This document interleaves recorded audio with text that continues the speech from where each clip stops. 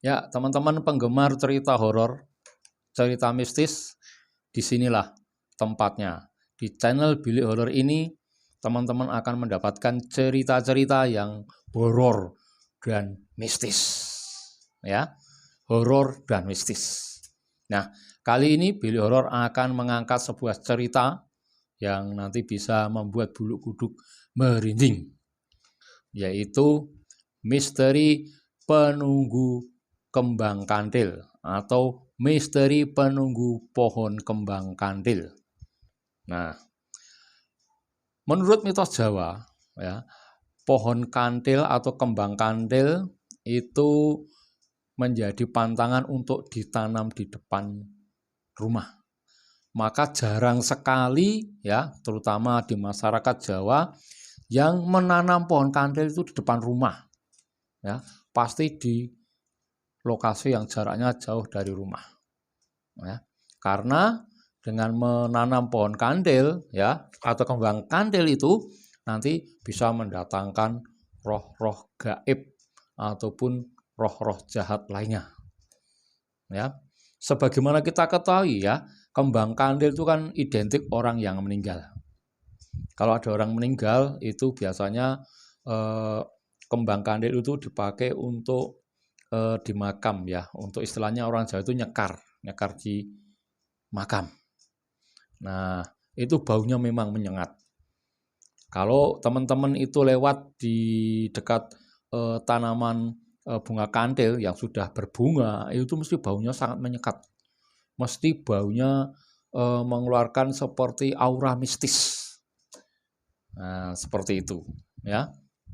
Nah, saya ada cerita tentang misteri penunggu pohon bunga kandil ini, ya.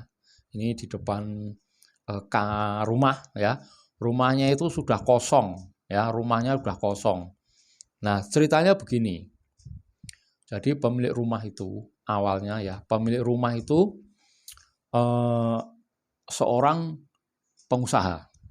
Dia menjual buah-buahan di pasar, ya.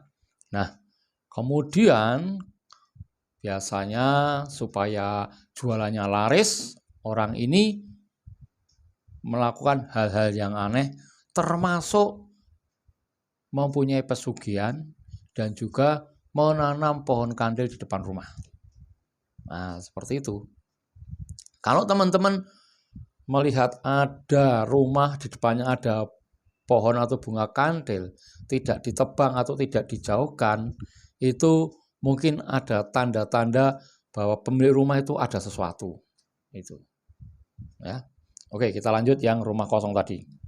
Jadi pemilik rumah ini mempunyai pesugihan, ya, mempunyai pesugihan agar usahanya itu lancar, ya, usahanya lancar dalam berdagang, ya. Nah, karena rumahnya dia itu kan ada dua, yang rumah satu ini yang ada kembang kandil sama ada rumah satu lagi kira-kira berjarak sekitar 500 meter, ya. Yang rumah ada pohon kandil ini sengaja dikosongkan, ya. Nah, suatu saat Pak Wanto, ya, Pak Wanto itu kan tetangganya, itu sebenarnya masih saudara dengan yang pemilik rumah, cuma karena ada masalah, ada sesuatu hal, mereka itu berseberangan, ya, berseberangan. Pak Wanto itu tinggalnya di samping rumah yang ada pohon kandilnya. Nah, pada malam-malam tertentu itu di rumah kosong itu sering terjadi seperti piring yang jatuh pecah berturut-turut, lonreng, lonreng, lonreng, gitu.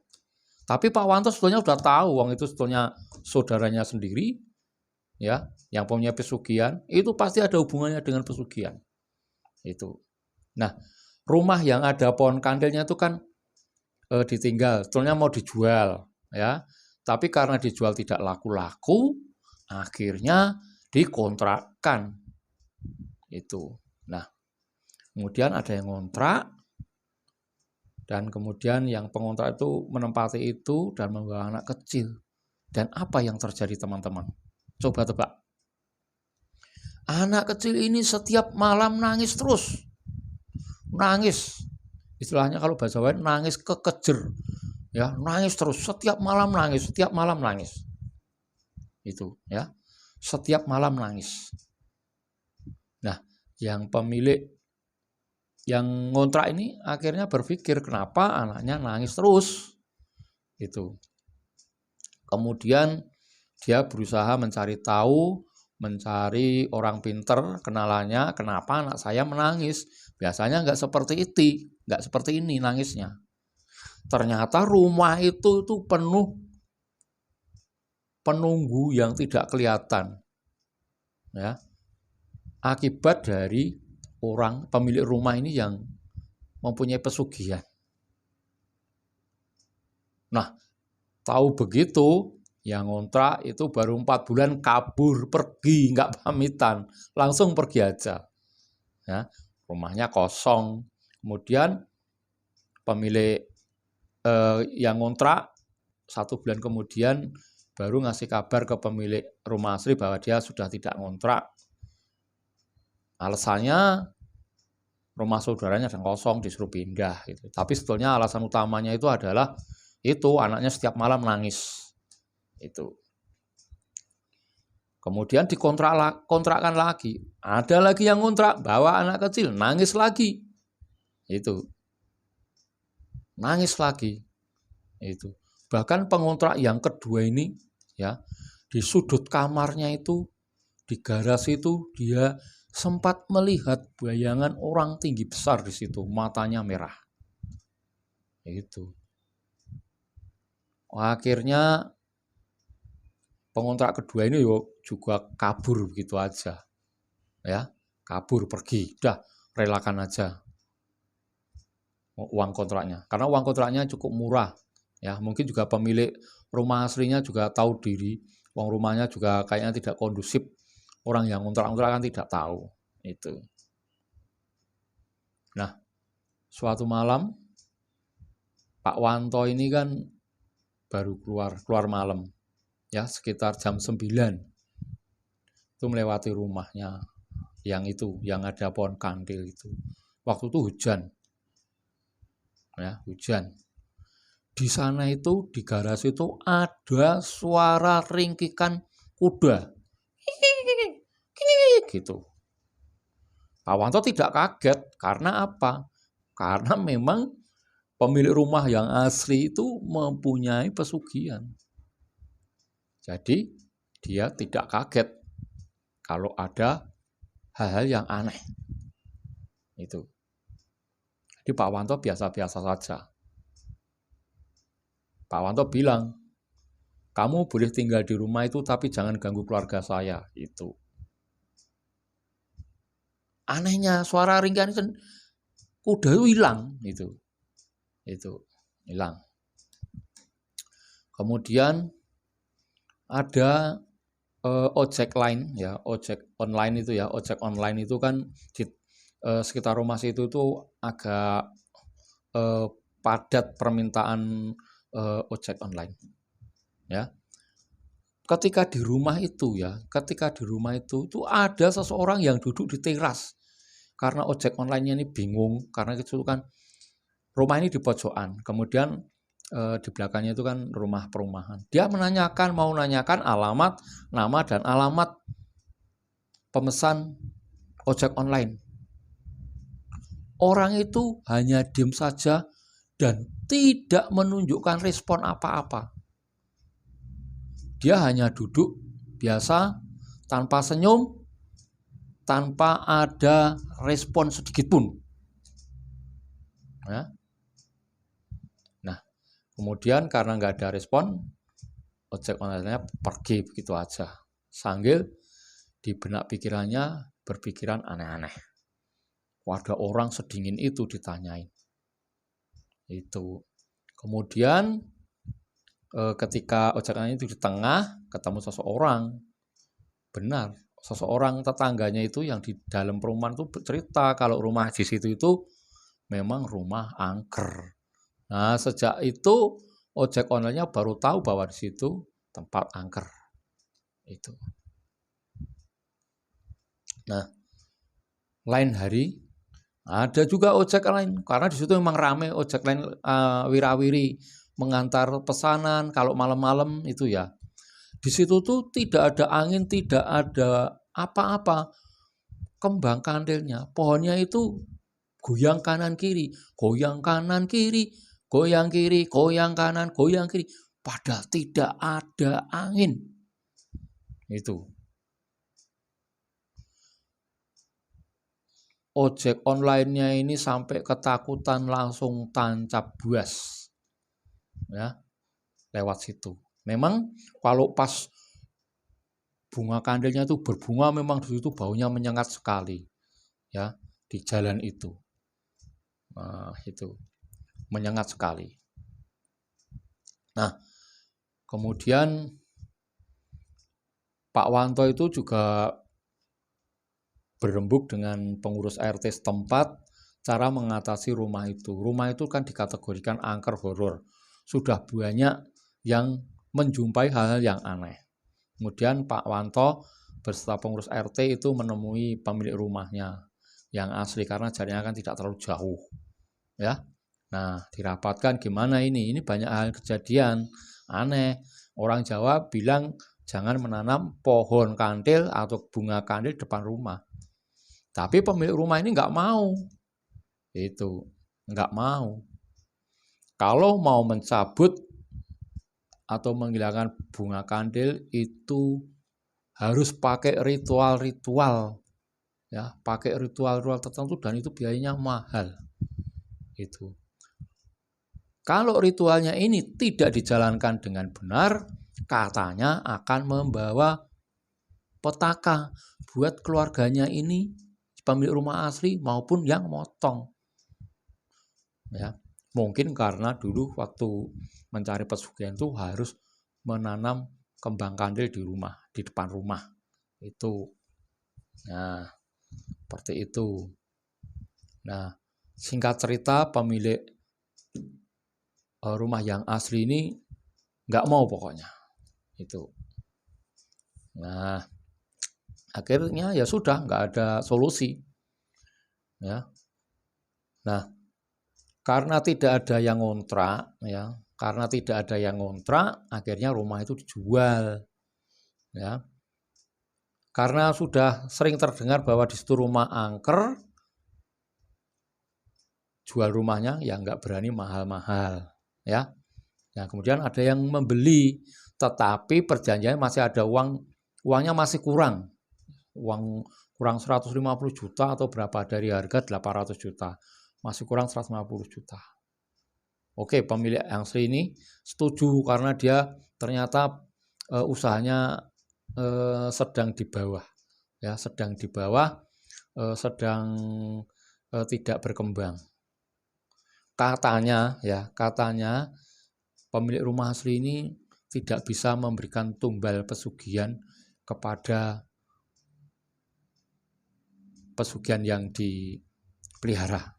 Akibatnya usahanya mengalami kemunduran. Itu. Belum bisa menyiapkan tumbal. Katanya kalau nanti tumbal sudah disiapkan, dagangannya akan laku lagi, laris lagi seperti kemarin-kemarin. Memang pemilik pemilik rumah yang asli sudah disarankan sama saudara-saudaranya agar tidak memelihara pesugihan.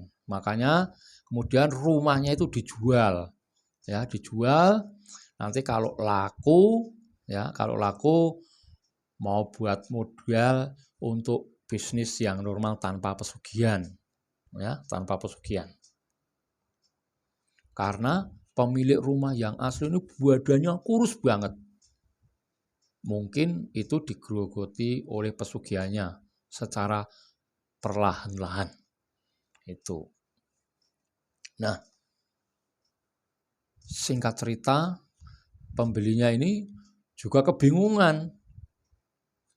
Ternyata anaknya juga nangis juga, kebingungan. Akhirnya pembelinya ini tidak jadi menempati kemudian pulang ke ibunya. Pembelinya ini sesekali menengok rumah itu.